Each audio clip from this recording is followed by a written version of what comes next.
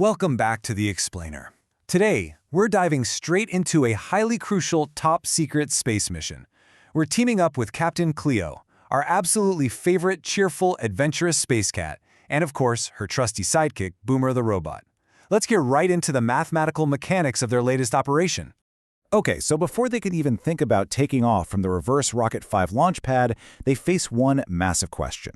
How exactly do you launch a rocket to the stars? Well, as we'll see, the secret is all about looking at numbers in a completely different way. Section 1. The Secret Space Mission. This brilliantly illustrates the core issue our crew is facing. Now, you know that normally we count up, right? 1, 2, 3, 4, 5. It's basically second nature. But to launch a rocket, you absolutely have to traverse those numbers backward to get to 0. It's kind of like shifting your brain into reverse gear. Moving right along to Section 2. How to count backwards. What's really interesting here is how Captain Cleo breaks this down. She uses this fantastic physical metaphor of stepping down a staircase. Counting backward literally just means starting at a big number and taking a step down to a smaller number. Sounds simple, right? Section 3. The Space Countdown Game. So, to master this concept, the astronauts practice using these giant number blocks. We start at the absolute highest point of our stairs, the number 5.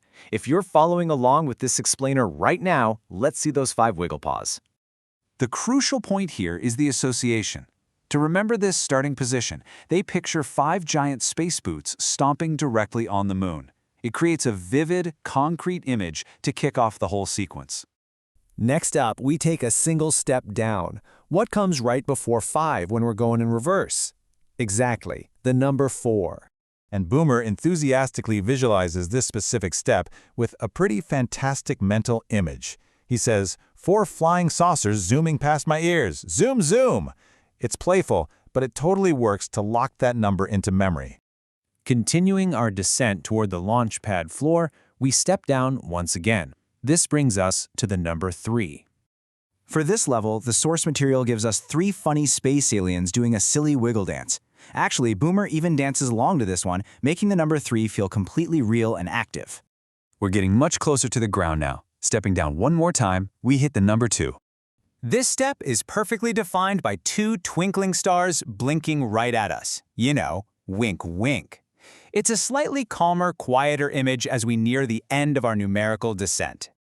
Finally, we take that very last step.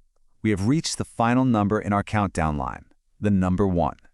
Down at this base level, we find one lonely little moon rock sitting all by itself. We've successfully made it all the way from 5 down to 1.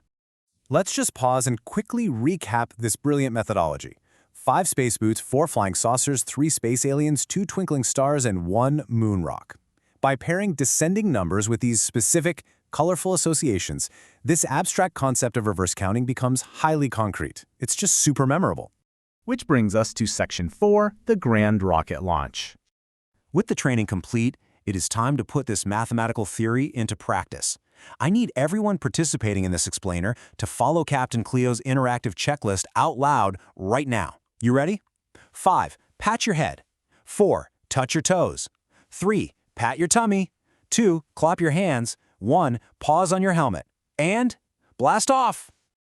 And there they go. As Boomer spins around like a rocket ship in a shower of falling confetti, he shouts, "Whee!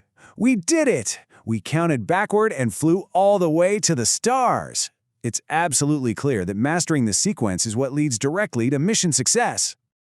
So, go ahead and give yourselves a huge pat on the back, because you just mastered counting backward like a true rocket scientist. But before we wrap up this explainer, I want to leave you pondering a pretty huge question. What happens when your next mission requires counting down from an even bigger number? Like, how might we apply these exact same skills to a countdown starting from 10 or even 100? Keep that curiosity burning. Keep practicing those backward steps, and we'll catch you next time.